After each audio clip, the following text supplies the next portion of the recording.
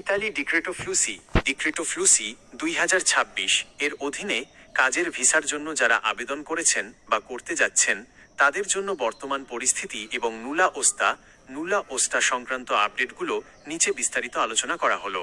2026-এর নুলা ওস্তা কি উঠা শুরু হয়েছে? হ্যাঁ, নুলা ওস্তা ইস্যু হওয়া এবং যাচাইকরণ প্রক্রিয়া ইতিমধ্যে শুরু হয়েছে। 2026 সালের কোটার জন্য গত জানুয়ারি এবং ফেব্রুয়ারি 2026 মাসে ক্লিক ডে বা অনলাইন আবেদন জমা নেওয়ার কাজ সম্পন্ন হয়েছে। যেমন 12ই জানুয়ারি সিজনাল এগ্রিকালচার, 9ই ফেব্রুয়ারি ট্যুরিজম এবং 16 ও 18ই ফেব্রুয়ারি নন সিজনাল ক্যাটাগরি। নিয়ম অনুযায়ী ক্লিক ডের আবেদনের পর ইতালির অভিবাসন দফতর, স্পর্টেল্লো ইউনিকো পার এল ইমিগ্রাজিউন এবং প্রিফেকচুরা আবেদনগুলো যাচাই বাছাই করে নুলা ওস্তা বা ক্লিয়ারেন্স লেটার ইস্যু করা শুরু করেছে। গুরুত্বপূর্ণ আপডেট, 2026 সাল থেকে ইতালির ইমিগ্রেশন আইনে বড় একটি ইতিবাচক পরিবর্তন আনা হয়েছে। আগে নুলা ওস্তার মেয়াদ মাত্র 6 মাস থাকলেও এখন সেটির মেয়াদ বাড়িয়ে 12 মাস 1 বছর করা হয়েছে। ফলে নুলা ওস্তা হাতে পাওয়ার পর দূতাবাসে ভিসা আবেদনের জন্য কর্মীরা পর্যাপ্ত সময় পাচ্ছেন। আবেদন বা নুলা ওস্তা বাতিল হচ্ছে কাদের? প্রধান কারণসমূহ। সাম্প্রতিক সময়ে ইতালি সরকার ভুয়ো বা জাল নথির বিরুদ্ধে অত্যন্ত কঠোর অবস্থান নিয়েছে।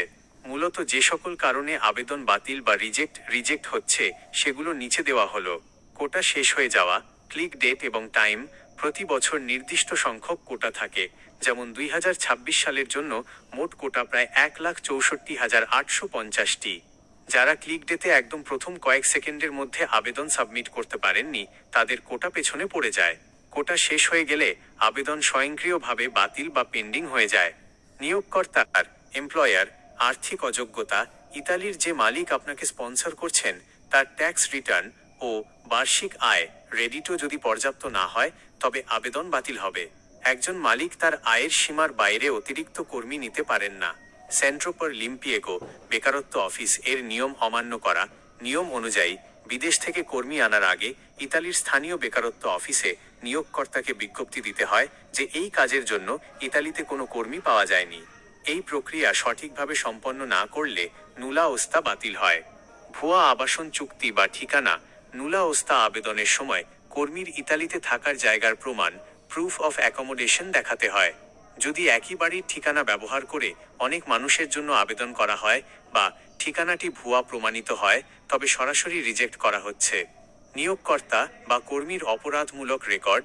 স্পন্সরকারী মালিকের যদি অতীতে কর ফাঁকি, অবৈধভাবে কর্মী রাখা বা অন্য কোনো অপরাধের রেকর্ড থাকে অথবা আবেদনকারী কর্মীর ব্যাকগ্রাউন্ড চেকে কোনো সমস্যা ধরা পড়ে তবে প্রিফেক্তুরা আবেদন বাতিল করে দেয়। দালাল চক্রের জালিয়াতি। অনেক সময় অসাধু দালালরা ফেক বা জাল কোম্পানির নামে অথবা মালিকের অজান্তেই তার ডিজিটাল আইডি এসপিআইডি ব্যবহার করে আবেদন জমা দেয়। ভেরিফিকেশনের সময় এগুলো ধরা পড়লে আবেদন তো বাতিল হয়ই, পাশাপাশি আইনি ব্যবস্থাও নেওয়া হয়। আপনার করণীয় কি? আপনার নিয়োগকর্তার মাধ্যমে ইতালির স্বরাষ্ট্র মন্ত্রণালয়ের অফিসিয়াল পোর্টাল এএলআই পোর্টাল থেকে নিয়মিত আবেদনের বর্তমান স্ট্যাটাস চেক করুন।